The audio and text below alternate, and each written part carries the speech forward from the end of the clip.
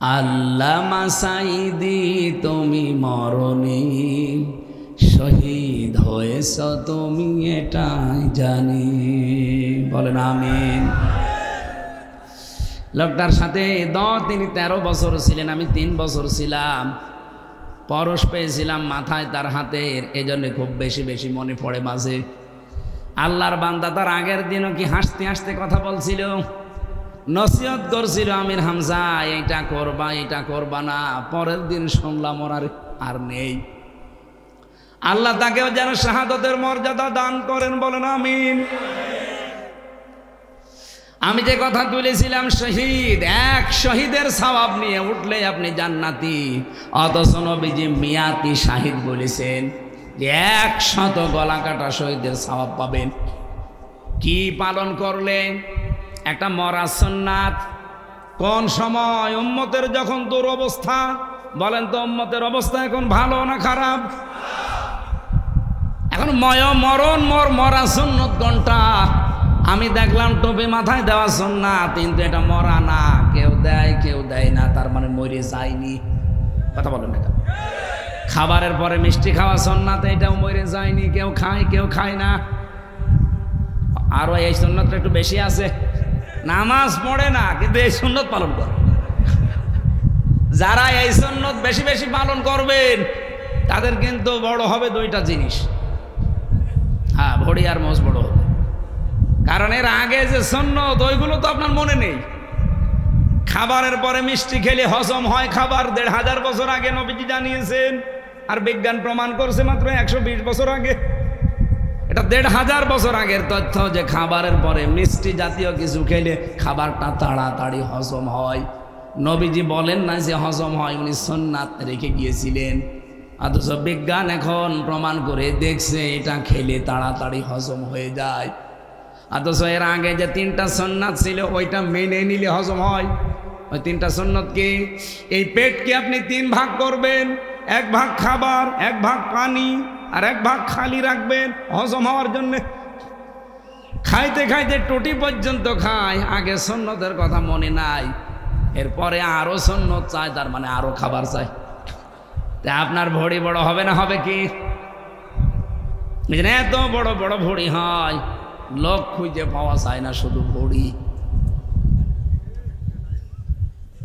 আমার মনে হয় এদের ভড়ি, এদের পেট দেখলে মহিলারা পর্যন্ত লজ্জা পায় যে কি গো, সন্তান হয় আমাদের আর পেট হয় এই ভড়ি, আখেরই ভড়ি।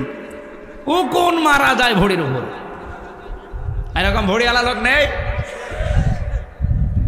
তাই খাবারের পরে মিষ্টি খাওয়া সুন্নাত, এটা আমরাও জানি, কিন্তু এটা মরে যায়নি, এটা আছে। কেউ খায় কেউ খায় না। দস্তরখানা বিছিয়ে খাবার খাওয়া সুন্নাত, এটাও মরে যায়নি, কেউ খায় কেউ খায় না। দাড়ি রাখা সুন্নাত, এটাও মরে যায়নি, কেউ রাখে কেউ রাখে না। একটা সুন্নাত একেবারেই মরে গেছে। 10 বছর নবীজি এই কোরআন দিয়ে রাষ্ট্র চালিয়েছিলেন মদিনা, সেই সুন্নাতটা বাংলাদেশে 1 বছরও চলে না। এটা যে সুন্নাত অনেকে জানেও না। উনি যে 10 বছর কোরআন দিয়ে রাষ্ট্র চালিয়েছিলেন, এটা কি মিথ্যা কথা? এটা সুন্নাত না? আমরা তো এই সুন্নাতটা আবার চিন্তা করতে চাই। এই সুন্নাতের জন্য যদি আপনি মিছিল করেন, মিটিং করেন, ভোট করেন, সংগঠন করেন, ভোট দেন, যা করবেন, কিয়ামতের ময়দানে যদি সত্যি এই সুন্নাতটা জিন্দা হয়ে যায়, এবার আমার তো আশা এবং এক বুক ভরসা, কিয়ামতের দিন আমরা এই সুন্নতের পক্ষে যারা আছি 100 গলা কাটা শহীদের সওয়াব নিয়ে উঠতে পারবো। আছেন না এই সুন্নতের পক্ষে? এবার সারা দেশেই তো ঘুরছি, বাতাস একটা দেখতে পাচ্ছি, এ বাতাস যেন বন্ধ না হয়। সুর যদি ওঠে, আন্দাজে ওঠে না, সুর যেহেতু উঠে গেছে, অন্তত আশা করা যায় সামনে বাংলার সংসদ কোরআন দিয়ে চলবে। রব্বুল আলামিন এবার জানিয়েছেন, ওয়ানযির বিহিল্লাযীনা ইয়াখাফুনা আইয়ুহশারু ইলা রাব্বিহিম। হে নবী, আপনার সামনে যারা আছে এদেরকে ভয় দেখান। কি দিয়ে দেখাবেন? এই যে বিহি, যেটা আপনার প্রতি আল্লাহ দিয়েছেন, তার মানে কোরআন। মানুষকে যদি কেউ ভয় দেখাতে চায় তাহলে কোরআন দিয়ে ভয় দেখাতে হবে, যদি আশা জাগাতে চান কোরআন দিয়ে জাগানো লাগবে। আর মানুষ ভয় পাবে কোনটা? ফাযাক্কির বিল কোরআনি মান ইয়াখাফু ওয়াঈদ। So admonish and or by the Holy Quran him who fears my threat. হে নবী, আপনি কোরআন দিয়ে তাদেরকে সতর্ক করবেন যারা আল্লাহর ধমকের ভয় করে। আল্লাহর ধমকের ভয় আমাদের আছে না নেই? এই ওস্তাদের ধমক শুনলে ওনার মাদ্রাসার ছাত্ররা ভীত সন্ত্রস্ত তচষ্ট হয়ে থাকে, অথচ আল্লাহ পাক বলেন আমার ধমকের ভয় যাদের আছে আপনি যদি তাদেরকে কোরআন দিয়ে উপদেশ দেন অবশ্যই তাদের কাজ হবে। এই জন্য আনদির দিয়েছেন, আপনি সতর্ক করেন। বিহি আল্লাযীনা ইয়াখাফুনা আইয়ুহশারু ইলা রাব্বিহিম, যারা এই চিন্তা করে, এই ভয় করে যে কিয়ামতের দিন আল্লাহর সামনে আমাকে দাঁড়ানো লাগবে, এই ভয় যাদের ভেতরে আছে আপনি তাদেরকে কোরআন দিয়ে সতর্ক করবেন। আমি হাদিসের ব্যাখ্যায় আয়াতের ব্যাখ্যা করতে গিয়ে দেখেছিলাম ফি জিলালিল কোরআন সাইয়্যিদ কুতুব লিখেছেন যে আল্লাহকে ভয় করে কিয়ামতে তার সামনে দাঁড়াতে হবে। এই বিশ্বাস যাদের ভেতরে যত বেশি বদ্ধমূল হবে ওই মানুষের জীবন তত বেশি পরিচ্ছন্ন হবে। উনি হযরত ওমরের কাহিনীটা এখানে নিয়েছেন শিক্ষার জন্যে। খলিফাতুল মুসলিমিন হযরত ওমর তার সন্তানটাকে ভর্তি করেছিলেন এরকম মাদ্রাসায়। হযরতে আলী প্রধান বিচারপতি ওই সময়, তিনি তার সন্তান হুসাইনকে দিলেন ওই মাদ্রাসায়। বারবার কলম ফেলে দেয়, ওটা যেটা দিয়ে লিখতে হয়। হযরতে হুসাইন বলে আব্দুল্লাহ ইবনে ওমর তুলে দাও। উনি একবার দুইবার তিনবার তুলে দিলেন, বারবার কলম ফেলে দাও, আমারে তুলতে বলো, আমি কি তোমার চাকর খাদেম? হোসাইন বললেন তুমি খাদেম না, খাদেমের বাচ্চা। কি বলো? আমি দেশের প্রধানমন্ত্রীর ছেলে আর আমি খাদেমের বাচ্চা। বাড়িতে যে বলছে আব্বা আমি আর পড়বো না মাদ্রাসায়। কেন? হোসাইন আমাকে ছোট করেছে, গালি দিয়েছে সবার সামনে, বিচার যদি না করো হোসাইনের আমি মাদ্রাসায় যাব না। হযরত ওমর বুদ্ধিমান ছিলেন, বিচক্ষণ ছিলেন, বললেন ঠিক আছে, কিয়ামত বিচার হবে জমার দিন। খুতবা দিচ্ছিলেন, আলোচনা বন্ধ করে বললেন এখানে হোসাইন আছে? বলে হ্যাঁ, সামনে আসো। তুমি আমার সন্তান আব্দুল্লাহকে ছোট করেছো সবার সামনে, খাদেমের বাচ্চা বলে তুমি এই ছোট কথাটা বলেছো? বলে হ্যাঁ বলেছি। কেন বললে? ইমাম হোসাইন দ্বার্থহীন কণ্ঠে বললেন খলিফা বুকে হাত দিয়ে বলেন তো আপনি কি আমার নানার খাদেম ছিলেন না? হযরত ওমরের কথা বন্ধ হয়ে গেছে। ডাক দিয়ে বলে হোসাইন কি বললে, এটা লিখে দিতে পারবা? কাগজ কলম নিয়ে আসেন, আমি লিখে দেব। খেজুরের পাতা নিয়ে এসেছেন, লিখে দিলেন এই ওমর আমার নানার খাদেম ছিল, আমি দেখেছি। ইতি হোসাইন ইবনে আলী। দেখা জিনিস আমি আন্দাজে অস্বীকার করবো কেন? কাগজটা হাতে নিলেন, সাহাবীদেরকে বললেন নবীর সাহাবীরা বিচার হয়ে গেছে। ছোট মানুষ আব্দুল্লাহ তো বোঝে না, বলে বাবা বিচার তো শুরুই হলো না, কি করে হয়ে গেল? হযরত ওমর বলে সন্তান যে বিচার করেছি দুনিয়া না আখিরাতেও কাজে লাগবে। আমি যখন মারা যাব এই কাগজটা আমার কাফনের ভেতরে দিয়ে দিও। কিয়ামতের দিন যখন আল্লাহ তার সামনে আমাকে দাঁড় করাবে, ওয়া কুল্লুহুম আতিহি ইয়াউমাল কিয়ামাতি ফারদা। কিয়ামতের দিন প্রতিটি মানুষ আল্লাহর সামনে একা একা দাঁড়াবে। কয়জন করে বলেন বলেন? যারা এই মিথ্যা তথ্য ছড়িয়েছেন বাংলাদেশে যে এক এক পীর আসবে লক্ষ লক্ষ ইমাম নিয়ে, লক্ষ লক্ষ মুরিদ নিয়ে, এটা ডাহা মিথ্যা কথা। কিয়ামতের দিন আপনি প্রথম বিচারে উঠবেন আল্লাহর সামনে স্রেফ একা, কেউ থাকবে না। আলেমদের জন্য একটা সুসংবাদ এখানে আমি পেয়েছি। এই যে 18 তারিখে আমি মদিনা থেকে আসলাম, যে জমার দিনে আমি নামাজ পড়লাম, ওখানে কাবার মসজিদে নববীর ইমাম যিনি খুতবা দিচ্ছিলেন, সর্বশেষ তার এই কথাটাই ছিল খুতবার ভেতরে, ইয়া আইয়ুহাল হাজিরুন ওয়াল মুসাল্লুন। একটা হাদিস বলার পরে এইটা ইঙ্গিত করলেন, এলেমের ওপরে কথা বলছিলেন, এলেমের মর্যাদা। শেষের কথা ছিল এই, কিয়ামতের দিন আল্লাহ যখন একটা একটা করে নাম ধরে ধরে তার সামনে দাঁড় করাবে মানুষকে বিচার করতে, সবাইকে তো জনসম্মুখে বিচার করবে, শুধুমাত্র আলেম যারা তাদের বিচার আল্লাহ একটু গোপনে। রব্বুল আলামিন পর্দা দিয়ে চাদর দিয়ে ঘিরে নেবে আলেমটাকে, সবার সামনে থেকে আড়াল করবে। মনে করেন জাকির সাহেবকে আল্লাহ আড়াল করে নিয়ে জিজ্ঞাসা করবে, জাকির এই কাজগুলো করেছিলি? সব কথার স্বীকৃতি দেওয়া লাগবে, কারণ জানে যে আমার আল্লাহ মনের খবর উনি জানে। সারা জীবনের যা যা সবগুলো স্বীকার করার পরে আল্লাহ বলবেন, তোর চেহারার দিকে তাকিয়ে আমি যে অনুতপ্ত হওয়ার দৃশ্য দেখলাম, আমি আল্লাহ পাক আজকে তোকে গোপনে মাফ করে দিলাম, কাউকে বলবি না, জান্নাতে চলে যা। আল্লাহ আলেম যখন নামের আগে একটু লেখা আছে কিয়ামতের দিন কোটি কোটি মানুষের সামনে অপমান করো না, তোমার নবীর এই হাদিসের সুসংবাদ আমাদের কপালেও তুমি একটু দিও। আরো জোরে বলেন আমিন। হযরত ওমর বলেন, সন্তান কিয়ামতের দিন আল্লাহ আমাকে যখন ডাক দিয়ে বলবে, ওমর জীবনে কি আছে দেখাও, জীবনে যদি কিছুই আমার কবুল না হয় এই কাগজটা দেখাবো। রব্বুল আলামিন দেখো তোমার নবীর নাতি লিখে দিয়েছে নিজের হাতে যে আমি নবীর খাদেম ছিলাম, এই ওসিলা হলে তুমি আজকে আমাকে মাফ করে দাও। কোরআন দিয়ে সতর্ক করলে মানুষের জীবন পাল্টিয়ে যায়। ইয়াখাফুনা আইয়ুহশারু ইলা রাব্বিহিম, তাদের রবের সামনে হাসর হবে, দাঁড় করাবে আল্লাহর সামনে। এই ভয় যারা করে, আপনি কোরআন দিয়ে সতর্ক তাদের করেন, দেখেন এই মানুষগুলো মোমের মতো গলে যাবে। ওয়াইদা সামিউ মা উনজিলা ইলার রাসূলি তারা আ'য়ুনাহুম তাফীদু মিনাদ দামি মিম্মা আরাফু মিনাল হক।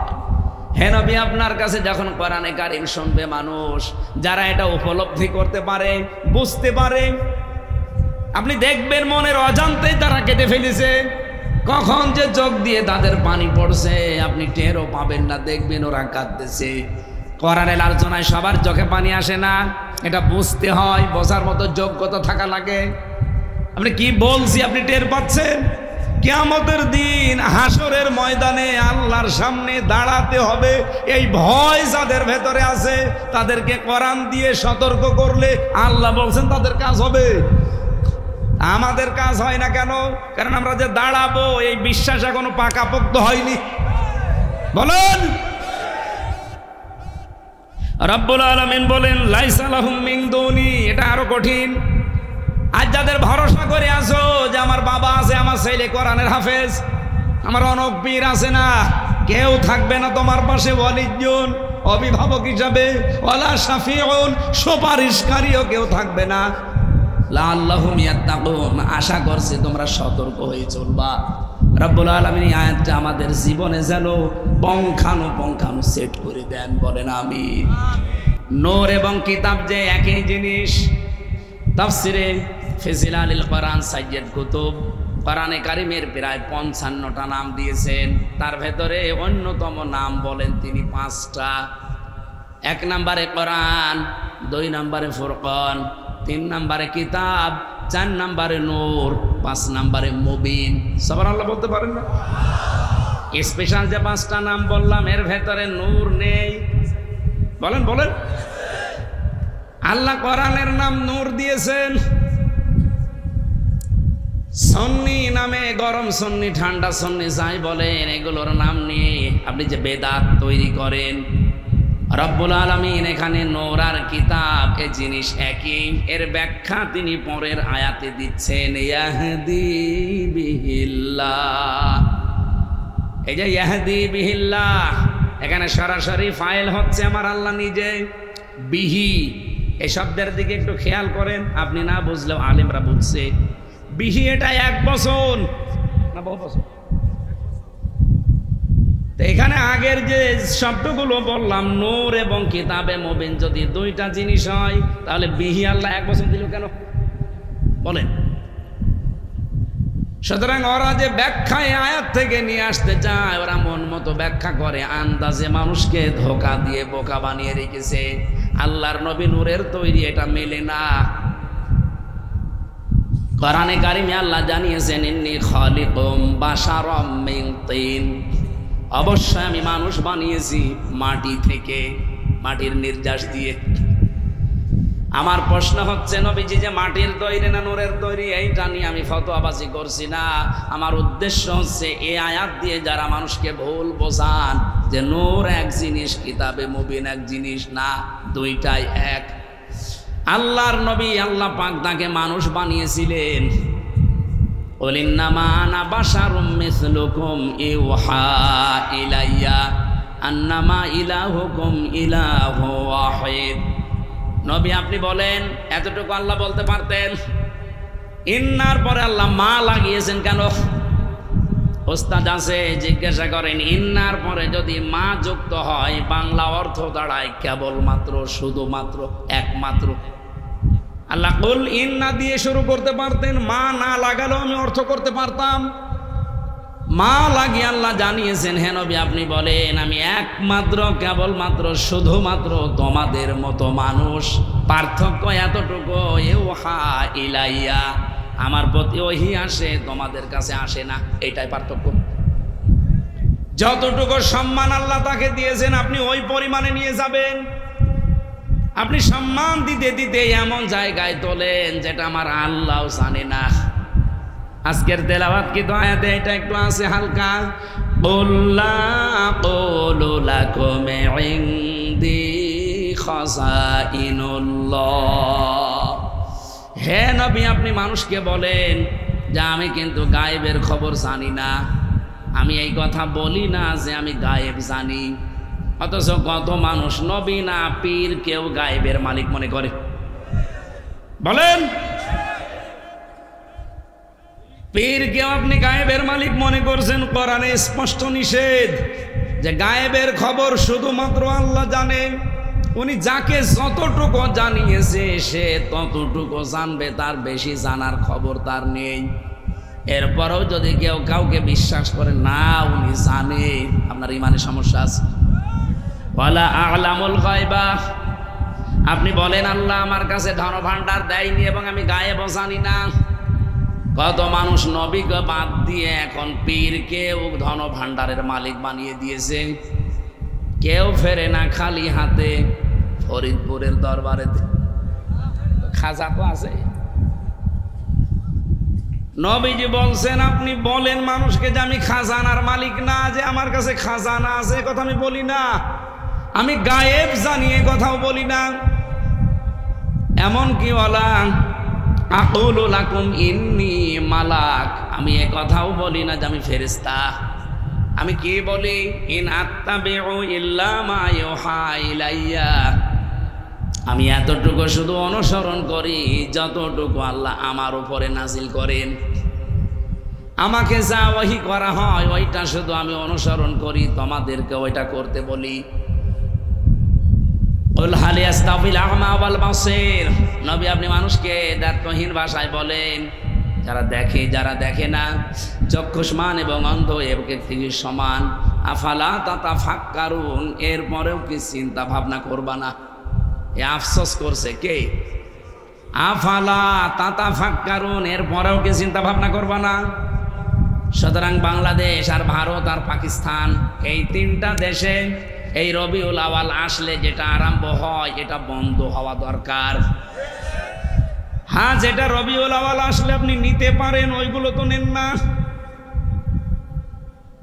১৫০০ বছর আগে নবীজি এই পৃথিবীতে এসেছিলেন।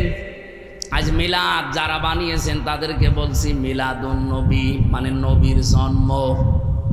কি করেছিলেন তিনি জন্ম নিয়ে দুনিয়ায়?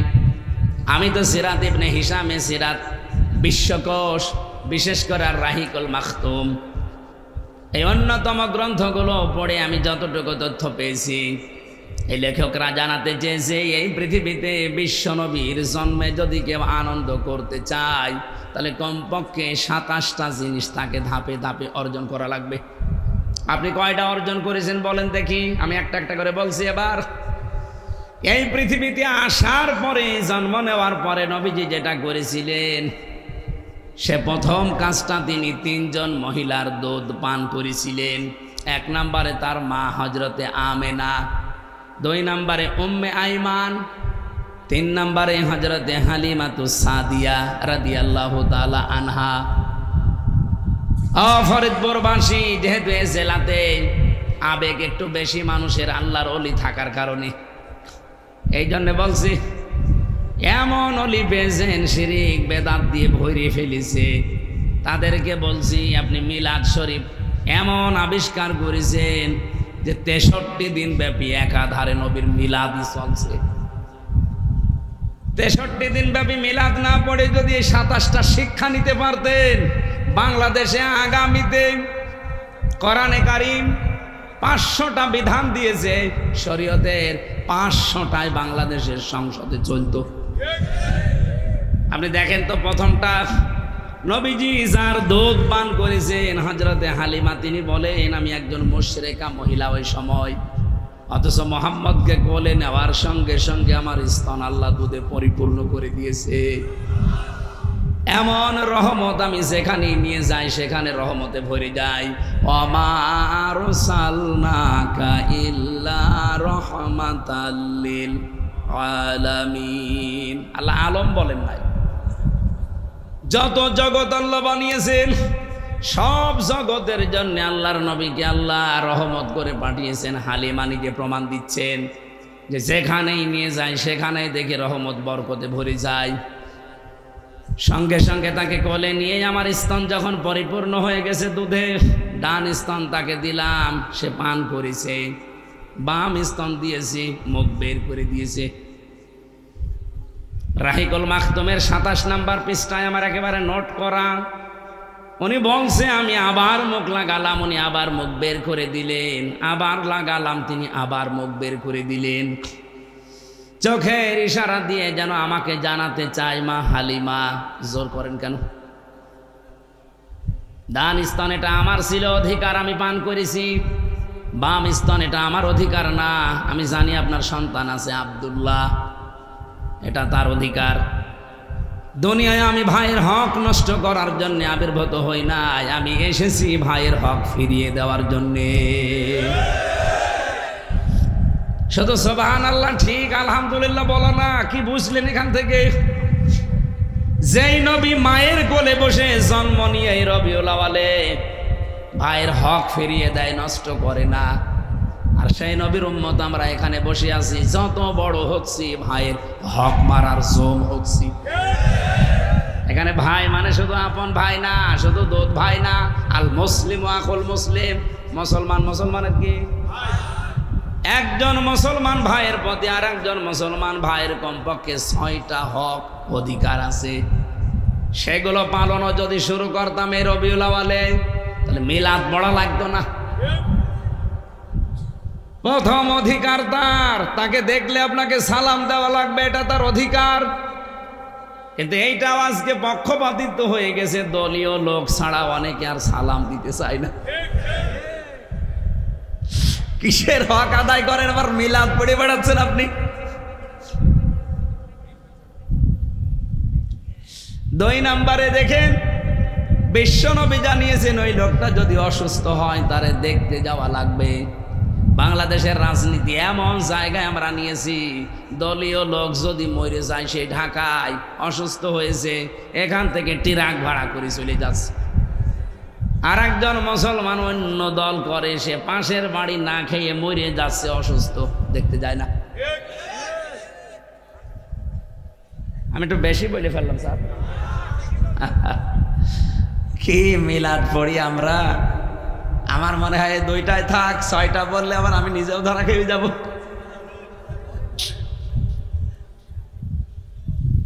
সে লোকটা মারা গেলে তা জানাজা দেওয়া লাগবে।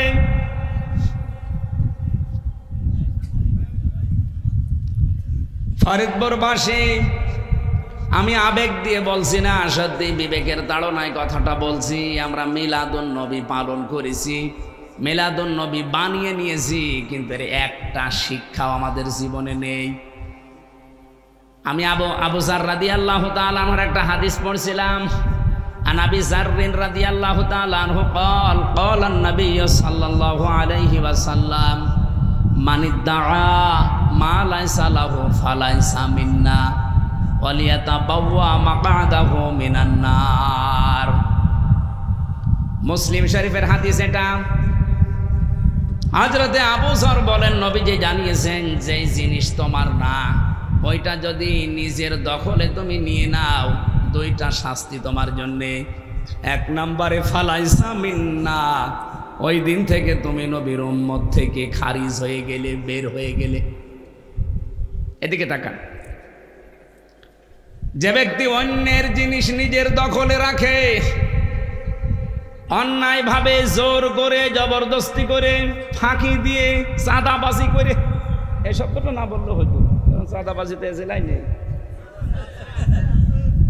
ছিনতাই করে হোক, চুরি করে হোক, ডাকাতি করে হোক, জোর জবরদস্তি করে হোক, এমনকি চাঁদাবাজি করে হোক, যে জিনিসের মালিক আপনি না, ওটা যদি নিজের দখলে নিয়ে নেন, ওই দিন থেকে আপনি আর নবীর উম্মত নেই। এবার বিবেকের কাছে প্রশ্ন করে বলেন, এটা রেকর্ড হচ্ছে, সারা দুনিয়া চলছে এখন। পৃথিবীর মানুষেরা যারা আগস্টের 5 তারিখের পরে 1 মাস, 1 বছর 1 মাসের ভেতরে বিভিন্ন কায়দায় অন্যের জিনিসের মালিক হয়ে গেছেন, আপনি আর যাই হন, নবীর উম্মত কিন্তু আর নেই। এরকম কাজে কারা আছেন? হাত তোলেন তো। না না, হেই, তোমার কে নোরা পাগলার মতো তার ছিড়া হাত তুলে বসে আছে।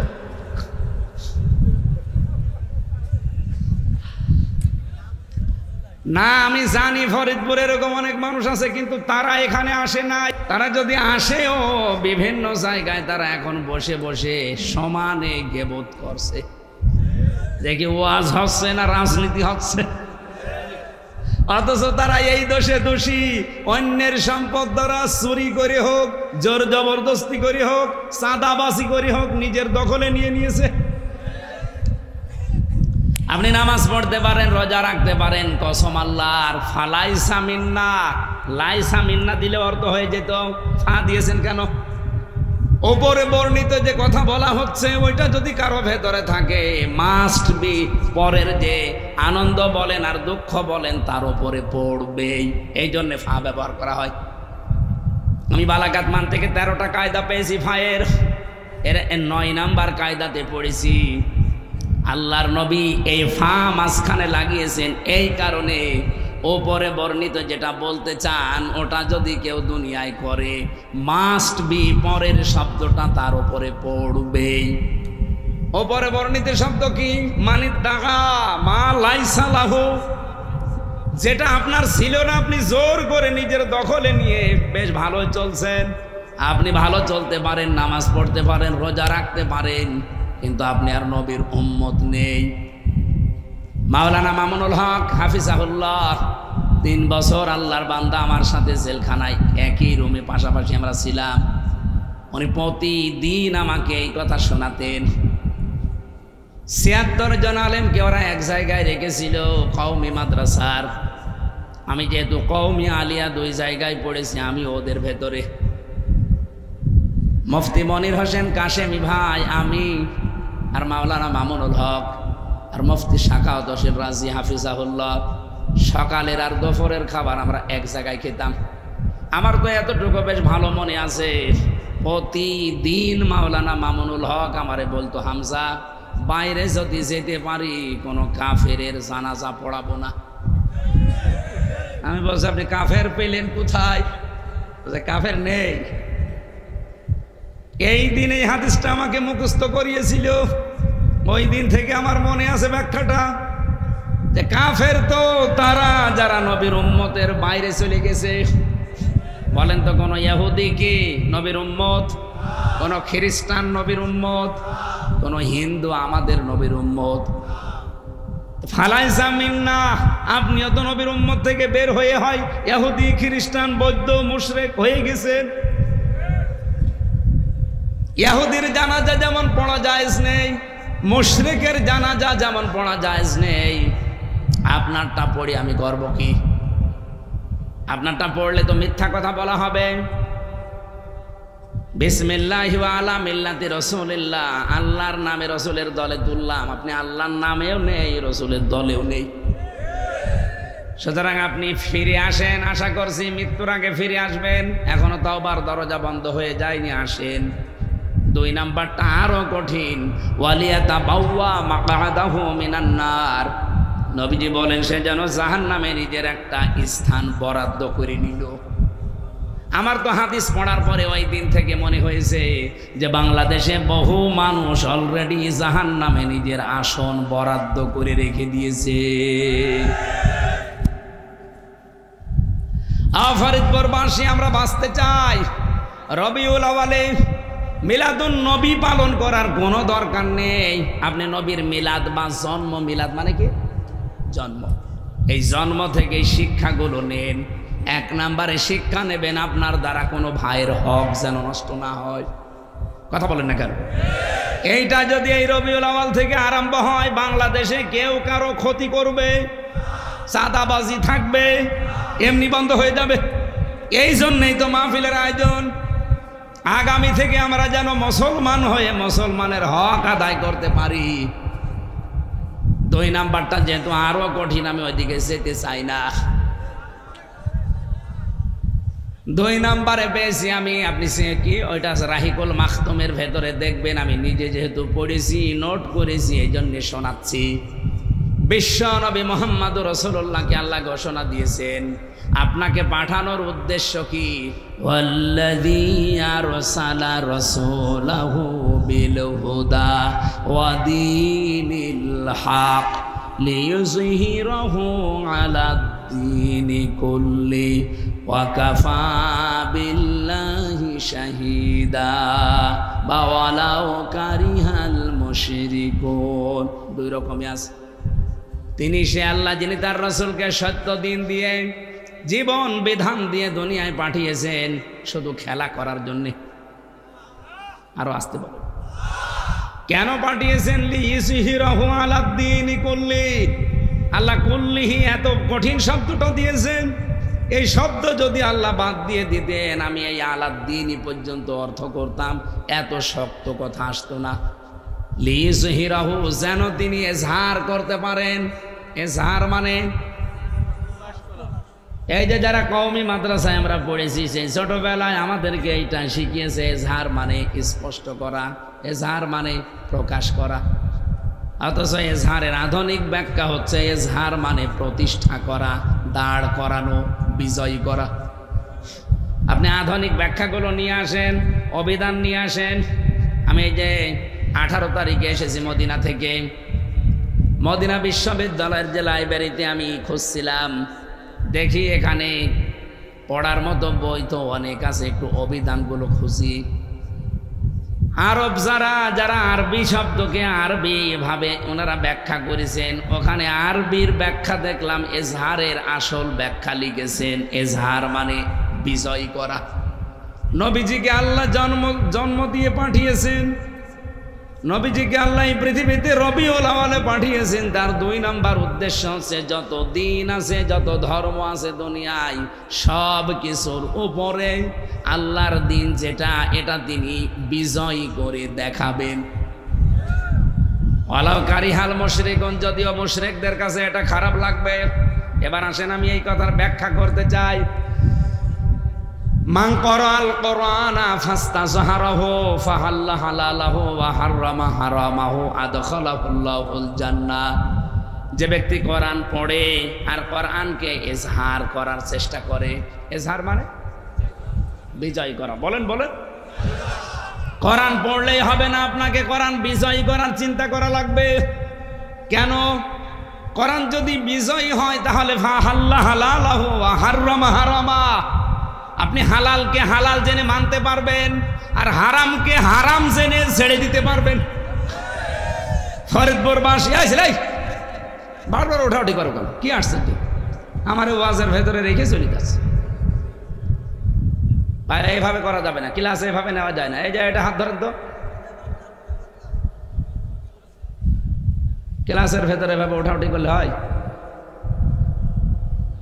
এই ভাই, দাঁড়াইছেন কেন? বসেন।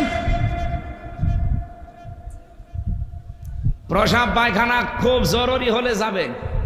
আর আপনি যদি 1-1.5 ঘন্টা বসে থাকতে না পারেন, আপনার বিয়ে দিলে বউ টেকবে? দেখবে না, শেষে তো ফরিদপুরের বদনাম হয়ে যাবে। যে এলাকায় শেষে আর কেউ মেয়ে দিবে না, ছাতা ওদের কিছুই নেই। এই জন্য খুব সাবধান ভাই, উঠবেন না। এখানে বহু মেয়ের বাবা কিন্তু বসে আছে, জামাইও সিলেক্ট করতে পারে। আপনার দিকে তাকিয়ে যদি দেখে ও 1/2 ঘন্টায় চলে যাচ্ছে, বলবে দরকার হয় মেয়ে খুঁটি বানাবো, ওরে বিয়ে দেবো না। 2 নাম্বারে যদি কারো খুব বেশি নেশা লাগে বিড়ি খাওয়ার, তাহলে খেয়ে চলে আসবেন। আসবেন তো? ও বলছে হ্যাঁ হ্যাঁ আসবো। এই বিড়ি খাওয়া না, অনেকের এমন নেশা যে বিড়ি, এরপরে গাঁজা, এই সমস্ত জিনিস এত নেশা ওদের। আপনি বলেন যে খাবার দেবো না, বলে অসুবিধা নেই, তো গাঁজা বিড়ি আমরা দেওয়াই লাগে। জেলেখানায় দেখি একবার এক লোককে পিটাচ্ছে কারারক্ষীরা। কি গো? ও গাঁজার গাছ লাগিয়েছে ভেতর। জেলার এসে হিন্দু দেবদুলাল, এই বেটা তুই গাঁজার গাছ পেলি কোথায়? বলছে স্যার আমি ওই যে হাজিরা দিতে যাই আদালতে, আমার তো বিভিন্ন হিতাকাঙ্ক্ষী আছে, ও যখন আসি তখন ওই যে ছোট ছোট পুটলা, গাঁজার পুটলা এভাবে স্পিকে মারে, 2-1টা ধরতে পারি মাঝে মাঝে, ওইটা এনে মুখের ভেতরে দাঁতের নিচে ওই জহব্বার ওই কোনায় রেখে দেয়। আপনারা তো চেক করে ঢোকান, তো এমন জায়গায় রাখি ওইটা আর মেশিনে ওঠে না। ওইটা নিয়ে এসে বোতলের মুখ কেটে ওর ভেতরে মাটি দিয়ে এই গাঁজার গাছগুলা 2 মাস আগে লাগিয়েছি, এই বীজ দেখেন কি বড় বীজ। জেলার বলছে শয়তান, তোরে তো স্বর্গে দেওয়া লাগবে। কত হিন্দু মানুষ, তো গাঁজা খাওয়ার জন্য তোরে জেলখানায় দিয়েছে সরকার, আর তুই এই ভেতরে এসে গাঁজার গাছ লাগিয়েছিস। কি নেশা বলেন তো তার। এই জন্য এখানে ওই রকম খুব বেশি নেশা লাগে যাবেন, আবার কিন্তু চলে আসবেন। তাছাড়া বাকি কোনো কারণে যে ভালো লাগছে না চলে গেলাম, যাবেন একটু সময় দেন, ঘন্টাখানেক সময় দেওয়া যাবে না? ফরিদপুরবাসী যেই কথাটা তুলেছিলাম, রব্বুল আলামিন নবীজিকে 2 নম্বরে আমি এটা পেয়েছি, দুনিয়ার সব মতবাদের ওপরে, দিনের ওপরে ইসলামকে তিনি বিজয়ী করে দেখাবেন। আজ বাংলাদেশে দিনটা বিজয় নেই, এই কারণে আমরা হালালকে হালাল জানার পরও ছাড়তে পারি না, না ধরতে পারি না। হারামকে হারাম জানার পরও ছাড়তে পারি না। আমি জানি এটা হারাম, কিন্তু এই রাষ্ট্র আমাকে বাধ্য করছে এই হারাম কাজ করার। এরকম জায়গা দেশে নেই। ঘুষ দেওয়াও হারাম, নেওয়াও হারাম, জানে না কে? ছোটবেলা থেকে অনেকের মুখস্থ। এরপরেও আমরা দেখতে পাই মানুষ এই দেশে আমরা এমন পজিশন তৈরি করে রেখেছি, প্রতিটা দিক এবং বিভাগে ঘুষ ছাড়া 1 পাও চলা যায় না।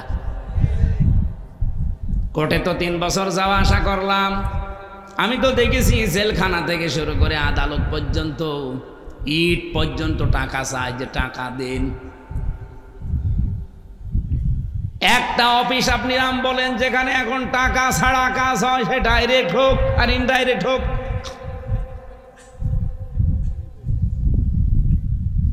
এগুলো আস্তে আস্তে ষড়যন্ত্র করে গভীরভাবে 15.5 বছরে এমন জায়গায় পৌঁছিয়েছে, আপনি আশ্চর্য হয়ে যাবেন। 5 এবং 8 আগে বৃত্তি পরীক্ষা ছিল না? এখনো আছে, কিন্তু নিয়মটা পাল্টিয়েছে। কি বলেন তো পাল্টিয়েছে? না না না না না, ক্লাস 5 এবং 8 আগে যারা বৃত্তি পরীক্ষা দিত 100 মার্কের কোরআন হাদিস ছিল। এই 15.5 বছরে যারা ছিল আল্লাহর ওলিরা সব তুলে দিয়েছে। আমাদের ছেলে মেয়েরা যারা পড়বে ওরা অন্তত পরীক্ষার ছলে হলো পড়তো কিছু না কিছু। সিলেবাসে নেই, এমনি পড়তে চাই না, সিলেবাসে নেই, পরীক্ষায় আসবে না, এজন্য অনেকে পড়েও না। 1 থেকে 5 পর্যন্ত, 5 থেকে 8 পর্যন্ত আপনি বলেন যেগুলো শিক্ষা ব্যবস্থায় নিয়ে এসেছিল, শিক্ষকরা পর্যন্ত পড়াতে লজ্জা পেত। ক্লাস 8-এ শারীরিক শিক্ষা, শরীর চর্চার শিক্ষক নেওয়া দিয়েছে সরকার। এখন গানের শিক্ষক, নাচের শিক্ষক। আমরা আশা করছি এখন যিনি আছে ওনার নাম কিন্তু 2 নবীর নাম, ডক্টর মোহাম্মদ ইউনুস। একটা মোহাম্মদ আর একটা ইউনুস, 2 নবীর নাম নিয়ে আপনি বসে আছেন। গানের শিক্ষক নিয়োগ দিতে পারেন 1 থেকে 5 পর্যন্ত প্রাইমারিতে। শরীর চর্চার শিক্ষক নিয়োগ দিতে পারেন, একটা আলেমকে কোরআনের শিক্ষক হিসাবে নিয়োগ দিতে পারেন না। কথা বলেন না কেন? 92% মুসলমান এই দেশে, আর আপনিও একজন মুসলমান। ফেব্রুয়ারির 12 তারিখে নির্বাচন দিয়ে চলে যাবেন, নিজেই বলেছেন আপনি যান, কিন্তু এই কাজটা একটু করে দিন না কেন? এই বাঙালি জাতির কাছে, মুসলমানদের কাছে আপনি এই দেশের মানুষের কাছে অমর হয়ে থাকবেন। কথা বলেন, কথা বলেন। প্রাইমারিতে আমরা একজন ধর্মীয় শিক্ষক চাই, এ দাবি আপনাদের নেই? কারা এ দাবি করেন এই মিডিয়াকে দেখান। লিল্লাহে তাকবীর। দেখেন তো, হাত তোলেনি কে? দেখেন, এই মিডিয়া এদিকে ঘোরাও। আমাদের এই দাবি মানাই লাগবে। এটা শুধু এই ফরিদপুরের দাবি না, বাংলাদেশের 18 কোটি মানুষের দাবি এইটা। ঠিক আছে ভাই, এটা ওনার কান পর্যন্ত চলে গেছে এবং যাবে, যদি নাও মানে আরশ পর্যন্ত চলে গেছে। কথা বলে না কেন? কিয়ামতে যেদিন আল্লাহর সামনে দাঁড় করাবে, অন্তত এই বিষয়টা বলতে পারবো আমি কিন্তু ধর্মের পক্ষে ছিলাম। যত নিয়ম নীতি বানিয়ে মানুষ ধর্ম তৈরি করেছে, শুধু ইসলাম বাদ দিয়ে পৃথিবীর সব কিছুই মানুষের বানানো। আপনি বলেন এখন ইসলাম বাদ দিয়ে 4500 ধর্ম দুনিয়ায় পালন চলছে, একটাও আমার আল্লাহ পাঠায়নি, সব মানুষের তৈরি করা। আল্লাহ যেটা পাঠিয়েছে ওইটার ভেতর আরো রদবদল করে ফেলেছে। শুধু ইসলাম বা কোরআনকে আমার আল্লাহ পাক এই পৃথিবীতে তিনি গ্যারান্টি দিয়েছিলেন, ইন্না নাহনু নাযালনা যিকরা ওয়া ইন্না লাহু লাহাফিজুন। এই একটা মাত্র কারণে কোরআনে হাত দিতে পারে নাই, এইটা নির্ভেজাল আছে। সুতরাং কিয়ামতের ময়দান পর্যন্ত এই ইসলাম, এই কোরআন অথেন্টিক থাকবে। যত ধর্ম আছে সব ধর্মের ওপরে আমরা চ্যালেঞ্জ দিয়ে, গ্যারান্টি দিয়ে ইসলামকে বিজয়ী করতে চাই। যতদিন পারবেন না, এদেশে যদি ফেরেশতাও বাস করে, সেও হালালকে হালাল জেনে আঁকড়িয়ে ধরতে পারবে না, হারামকে হারাম জেনে ছেড়ে দিতে পারবে না। কারণ কোরআনের বিধান কায়েম হওয়া ছাড়া এটা সম্ভব না। এই জন্য নবীজির আগমনের উদ্দেশ্য ছিল এইটা, যে সব কিছুর উপরে ইসলামকে তিনি তুলবেন না, বিজয়ী করবেন। যদিও মুশরিকদের কাছে এটা মন খারাপ হবে, তাদের খারাপ লাগবে, অপছন্দ হবে। আমি শুধু 2 নবীর নাম পেয়েছি, হযরত আদম এবং সুলাইমান নবী। এই 2 নবী বাদ দিয়ে পৃথিবীর কোন নবীর জীবনী আমি এমন পড়িনি যে নবীর জীবনী যে যেখানে তার আল্লাহ আদেশ দেয়নি আন আকিমুদ্দিন, যে দিন কায়েম করো।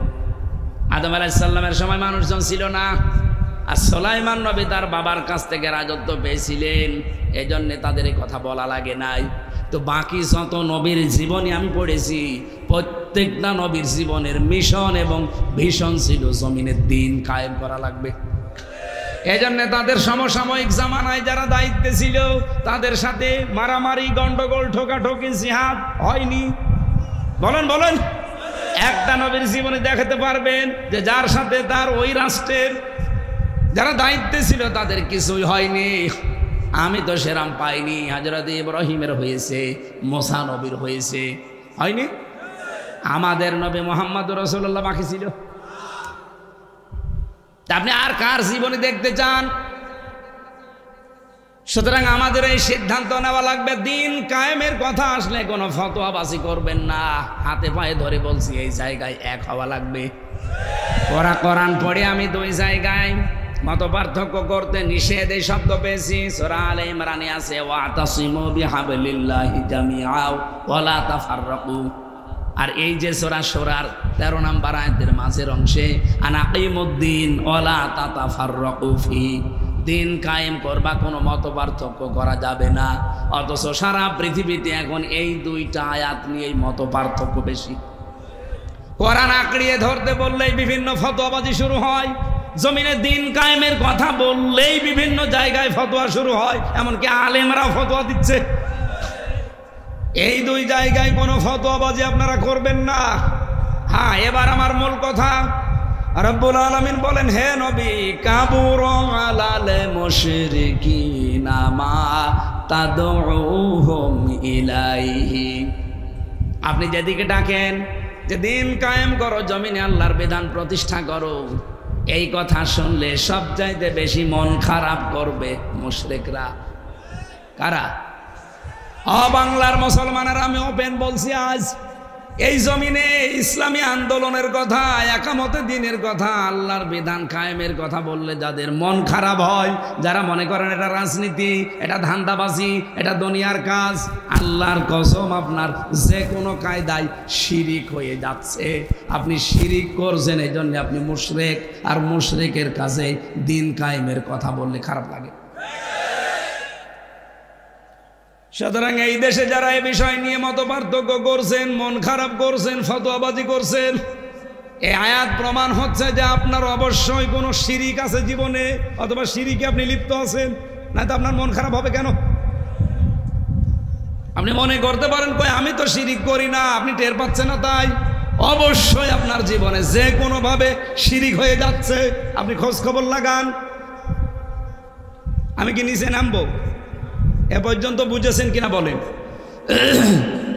আবু হুরায়রা রাদিয়াল্লাহু তাআলা আনহু থেকে বর্ণিত একটা হাদিস পড়েছিলাম। নবীজি বলেন, মান তামাসসাকা বিসুন্নতি ইনদা ফাসাদি উম্মতি ফালাহু আজরু মিয়াতি শাহিদ। আমার মনে হয় এবার ওটা এখানে উম্মতি একালে টান আছে, যারা এখানে আরবি হাদিস পড়ায় একালে টান দেওয়া আছে। আমি হাদিসটা নিয়ে চিন্তা ভাবনা করেছিলাম, এই ছোট্ট মাথা নিয়ে আমার একটা তথ্য মাথায় এসেছে, বলবো। নবীজি বলেন, আর আমার উম্মতের যখন দুরবস্থা চলবে, এই কঠিন মুহূর্তে যদি একটা মরা সুন্নাতকে কেউ চিন্তা করতে পারে, তার আমল নামায় 100 গলা কাটা শহীদের সওয়াব দেওয়া হবে। বাংলার মুসলমানেরা কান খাড়া করে শোনেন, আপনার আমল নামায় যদি একটা শহীদের সওয়াব লেখা হয়, কিয়ামতের দিন আপনি জান্নাতি। কারণ শহীদ যারা আল্লাহর কাছে এত দামি, তারা এই মানুষগুলোকে মরে গেছে এ কথা বলা জায়েজ নেই। শহীদ যারা, তাদেরকে যেন কেউ মুখ দিয়ে কথা না বলে যে মরে গেছে, না। ওয়ালা তাকুলু লিমান ইয়াকতালু ফি সাবিলিল্লাহি আমওয়াত বাল আহইয়াউ ওয়ালাকিন লা তাশউরুন।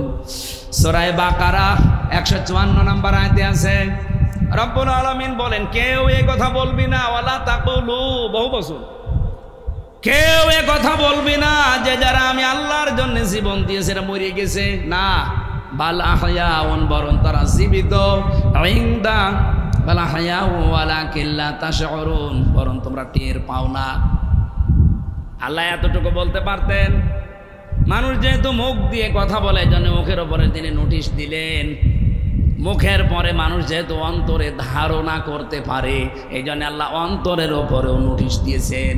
ওয়ালা তাহসাবান্নাল্লাযীনা কুতিলু ফি সাবিলিল্লাহি আমওয়াতা বাল আহয়াউন ইনদা রাব্বিহিম ইউরযাকুন। বলেন আল্লাহু আকবার। এটা সূরা আলে ইমরানের 169 নম্বর আয়াতে আছে। রব্বুল আলামিন বলেন, হে পৃথিবীর মানুষেরা, কেউ ধারণাও করবা না যারা আমি আল্লাহর জন্য জীবন দিয়েছি ওরা মরে গেছে, বরং তারা জীবিত এবং আমি আল্লাহর কাছে তারা রিজিক প্রাপ্ত হচ্ছে। সুবহানাল্লাহ বলতে পারেন? বলেন তো, কেউ ঘুমিয়ে থাকলে খাওয়া লাগে, জেগে থাকলে? তার মানে শহীদরা ঘুমায়ও না, তারা জীবিত এবং জেগে আছে। আল্লাহ নিজে তাদেরকে খাওয়ায়, আর খাওয়ালে যেহেতু শরীরে আমাদের রক্ত গোশত মাংস তৈরি হয়, শহীদদেরও ঠিক ওইটাই হয়। হযরতে আমির হামজা তার প্রমাণ। হযরতে আমির হামজার জীবনী পড়তে গিয়ে আমি পেয়েছি, তিনি ইন্তেকালে শহীদ হওয়ার পরে তাকে যখন মাটিতে দেওয়া হয়, কবরে দেওয়া হয়, 30 বছর পরে তার কবর একবার ভেঙে গিয়েছিল। মদিনায় ঢল হওয়ার কারণে দেখছে রক্ত ভেসে আসতেছে। ওই সময় যারা আমির হামজার সাথে যুদ্ধ করেছিল তারা এখন মুরব্বী হয়ে গেছে। রক্ত অনুসন্ধান করতে করতে গিয়ে দেখে 30 বছর আগে উহুদের ময়দানে নবীজির চাচা হযরতে আমির হামজা যেখানে যেখানে কাফের কর্তৃক আঘাতপ্রাপ্ত হয়েছিল ওই জায়গাগুলো দিয়ে এখনো ফিনকি দিয়ে রক্ত বের হয়ে আসছে। ফরিদপুরবাসী উনি যদি 30 বছর খাবার না খাবে তে শরীরে রক্ত আসলো কোত্থেকে বলেন? এখানে শহীদ অনেক দামি জিনিস। আমরা তো আজ যারে তারে শহীদ বলি। হ্যাঁ, আপনি শহীদ জিয়াউর রহমান বলতে পারেন। এই লোকটা শহীদ জিয়াউর রহমান, উনি নিজে এই পৃথিবীতে এসে বলেন না যে আমারে শহীদ জিয়া বলবা, উনি বলেন নাই। কিন্তু এই পৃথিবীতে যেই তার নাম উচ্চারণ করে দেখি বলে শহীদ জিয়াউর রহমান, বলে না? কাবা শরীফে আরাফাতের ময়দানের পাশে যে মসজিদ, ওখানে ইমাম যেদিন খুতবা দিচ্ছিলেন 16 সালে, আমি নিজে ছিলাম। শহীদ জিয়াউর রহমানের নামে কাবার ইমাম নাম ধরে দোয়া করছিলেন। আরে ভাই, জিয়াউর রহমানকে মানুষ মেরে ফেলেছে, আমরা শহীদ বলি, উনি নিজে বলেন নাই। বঙ্গবন্ধুকেও মেরে ফেলেছে মানুষ, কিন্তু আমি আজ পর্যন্ত চোখ বন্ধ করেও শুনিনি যে কেউ বলেছে যে শহীদ বঙ্গবন্ধু। চোখ খুলে শোনা তো দূরের কথা, চোখ বন্ধ করেও শুনিনি। আপনি শুনেছেন? শহীদ জিয়াউর রহমান বলার লোক বহু আছে, কিন্তু শহীদ বঙ্গবন্ধু বলার লোক আমি পাইনি। কারণ শহীদ এটা কবুল হওয়া লাগে। আল্লামা শহীদ দেলাওয়ার হোসাইন সাইদি, এই লোকটাকেও মেরে ফেলা হয়েছে, শহীদ করা হয়েছে। এই জন্য মানুষ তার নাম শুনলে আগেই বলে শহীদ। কত মানুষকে তো এভাবে মেরে ফেলেছে, আমরা তো তাদের নামে শহীদ দেখতে পাই না, কেউ বলেও না। আল্লামা সাইদি তুমি মরনি, শহীদ হয়েছ তুমি এটাই জানি, বলেন আমিন। লোকটার সাথে তিনি 13 বছর ছিলেন, আমি 3 বছর ছিলাম। পরশ পেয়েছিলাম মাথায় তার হাতের, এই জন্য খুব বেশি বেশি মনে পড়ে মাঝে। আল্লাহর বান্দা তার আগের দিনও কি হাসতে হাসতে কথা বলছিল, নসিহত করছিল, আমির হামজা এইটা করবা এটা করবা না। পরের দিন শুনলাম ওর আর নেই। আল্লাহ তাকেও যেন শাহাদতের মর্যাদা দান করেন, বলেন আমিন। আমি যে কথা তুলেছিলাম শহীদ, এক শহীদের সওয়াব নিয়ে উঠলে আপনি জান্নাতি, অথচ নবীজি মিয়াতি শাহিদ বলেছেন যে 100 গলা কাটা শহীদের সওয়াব পাবেন। কি পালন করলে? একটা মরা সুন্নাত। কোন সময়? উম্মতের যখন দুরবস্থা। বলেন তো উম্মতের অবস্থা এখন ভালো না খারাপ? এখন মরা সুন্নত কোনটা? আমি দেখলাম টুপি মাথায় দেওয়া সুন্নাত, কিন্তু এটা মরা না। কেউ দেয় কেউ দেয় না, তার মানে মরে যায়নি। কথা বলেন না।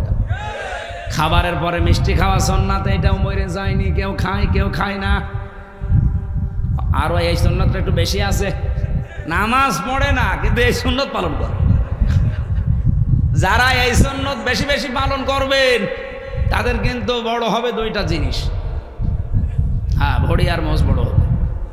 কারণ এর আগে যে সুন্নত ওইগুলো তো আপনার মনে নেই। খাবারের পরে মিষ্টি খেলে হজম হয় খাবার, 1500 বছর আগে নবীজি জানিয়েছেন। আর বিজ্ঞান প্রমাণ করছে মাত্র 120 বছর আগে। এটা 1500 বছর আগের তথ্য যে খাবারের পরে মিষ্টি জাতীয় কিছু খেলে খাবারটা তাড়াতাড়ি হজম হয়। নবীজি বলেন না যে হজম হয়, উনি সুন্নাত রেখে গিয়েছিলেন। অথচ বিজ্ঞান এখন প্রমাণ করে দেখছে এটা খেলে তাড়াতাড়ি হজম হয়ে যায়। অথচ এর আগে যে 3টা সুন্নাত ছিল ওইটা মেনে নিলে হজম হয়। ওই 3টা সুন্নাত কি? এই পেটকে আপনি 3 ভাগ করবেন, 1 ভাগ খাবার, 1 ভাগ পানি, আর 1 ভাগ খালি রাখবেন হজম হওয়ার জন্য।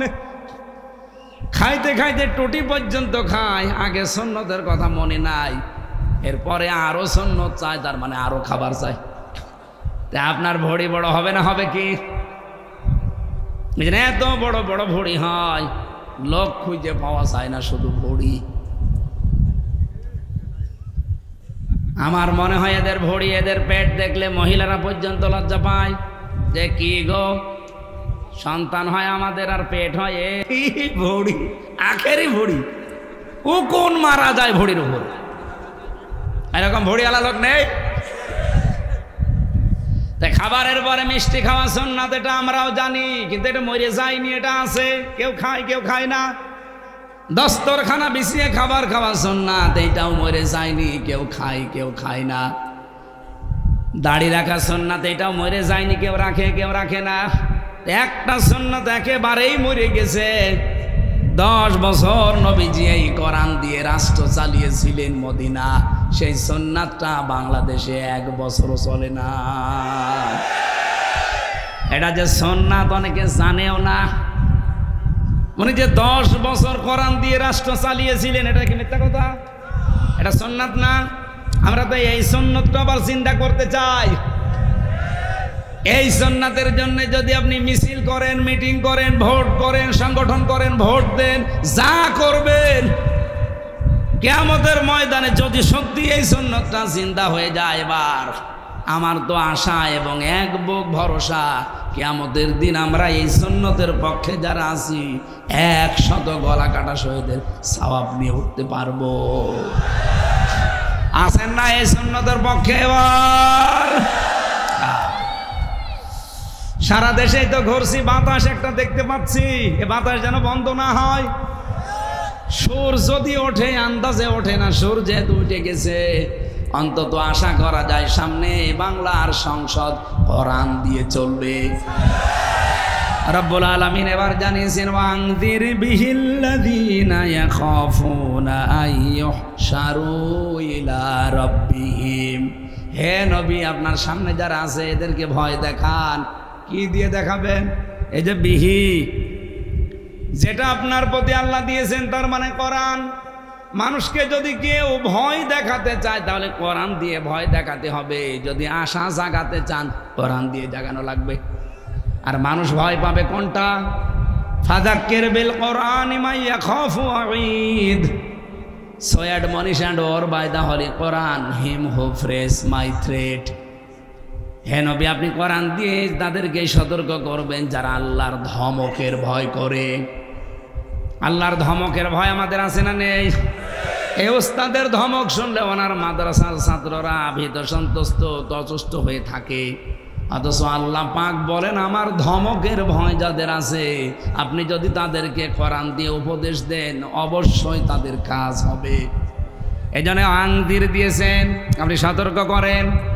বিহি আল্লাযীনা ইয়াখাফুনা আইয়ুহশারু ইলা রাব্বিহিম, যারা এই চিন্তা করে, এই ভয় করে যে কিয়ামতের দিন আল্লাহর সামনে আমাকে দাঁড়ানো লাগবে। এই ভয় যাদের ভেতরে আছে, আপনি তাদেরকে কোরআন দিয়ে সতর্ক করবেন। আমি হাদিসের ব্যাখ্যায় আয়াতের ব্যাখ্যা করতে গিয়ে দেখেছিলাম, ফি জিলালিল কোরআন সাইয়্যিদ কুতুব লিখেছেন যে আল্লাহকে ভয় করে কিয়ামতে তার সামনে দাঁড়াতে হবে। এই বিশ্বাস যাদের ভেতরে যত বেশি বদ্ধমূল হবে, ওই মানুষের জীবন তত বেশি পরিচ্ছন্ন হবে। উনি হযরত ওমরের কাহিনীটা এখানে নিয়েছেন শিক্ষার জন্যে। খলিফাতুল মুসলিমিন হযরত ওমর তার সন্তানটাকে ভর্তি করেছিলেন এরকম মাদ্রাসায়। হযরতে আলী প্রধান বিচারপতি ওই সময়, তিনি তার সন্তান হুসাইনকে দিলেন ওই মাদ্রাসায়। বারবার কলম ফেলে দেয়, ওটা যেটা দিয়ে লিখতে হয়।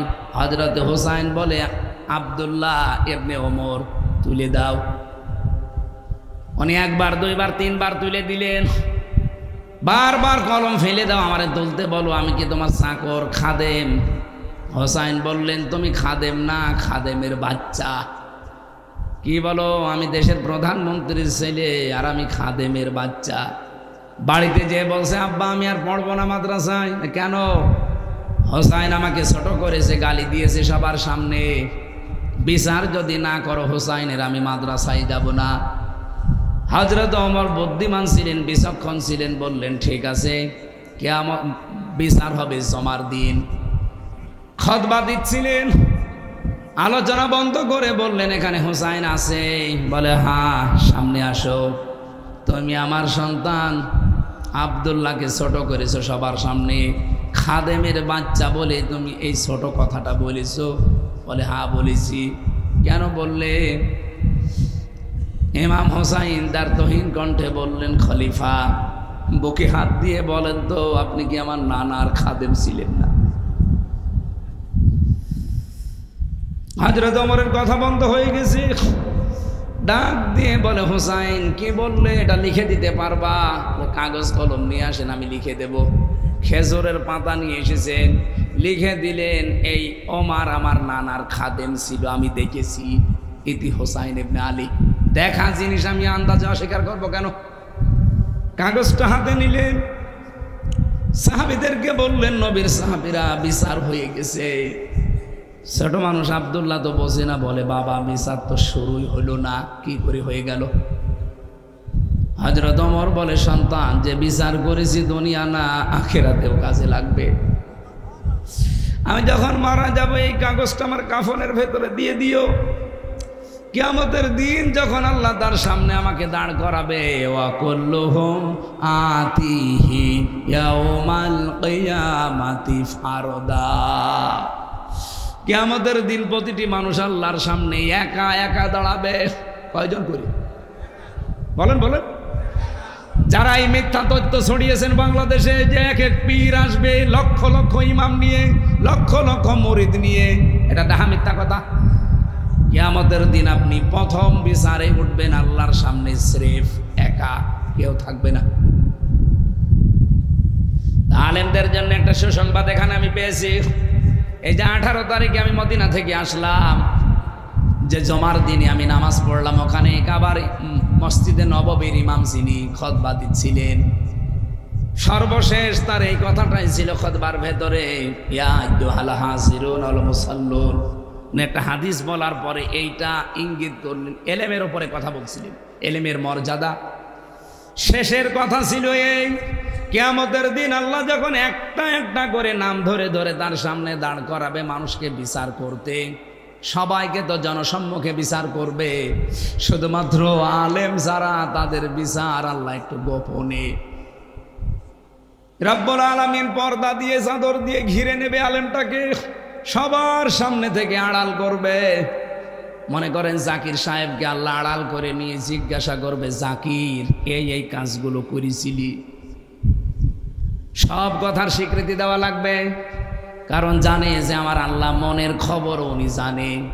সারা জীবনের যা যা সবগুলো স্বীকার করার পরে আল্লাহ বলবেন, তোর চেহারার দিকে তাকিয়ে আমি যে অনুতপ্ত হওয়ার দৃশ্য দেখলাম, আমি আল্লাহ পাক আজকে তোকে গোপনে মাফ করে দিলাম, কাউকে বলবি না, জান্নাতে চলে যা। আল্লাহ আলেম যখন নামের আগে একটু লেখা আছে, কিয়ামতের দিন কোটি কোটি মানুষের সামনে অপমান করো না, তোমার নবীর এই হাদিসের সুসংবাদ আমাদের কপালেও তুমি একটু দিও। আরো জোরে বলেন আমিন। হযরত ওমর বলেন, সন্তান কিয়ামতের দিন আল্লাহ আমাকে যখন ডাক দিয়ে বলবে, ওমর জীবনে কি আছে দেখাও, জীবনে যদি কিছুই আমার কবুল না হয় এই কাগজটা দেখাবো।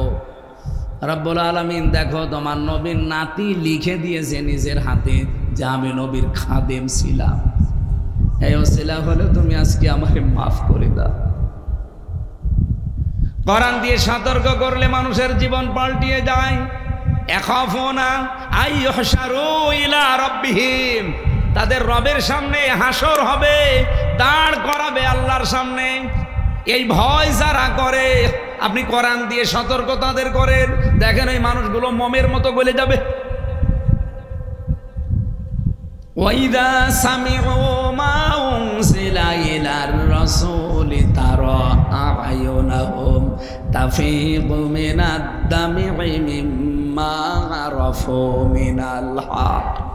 হে নবী, আপনার কাছে যখন কোরআনে কারীম শুনবে মানুষ, যারা এটা উপলব্ধি করতে পারে, বুঝতে পারে, আপনি দেখবেন মনের অজান্তেই তারা কেঁদে ফেলেছে।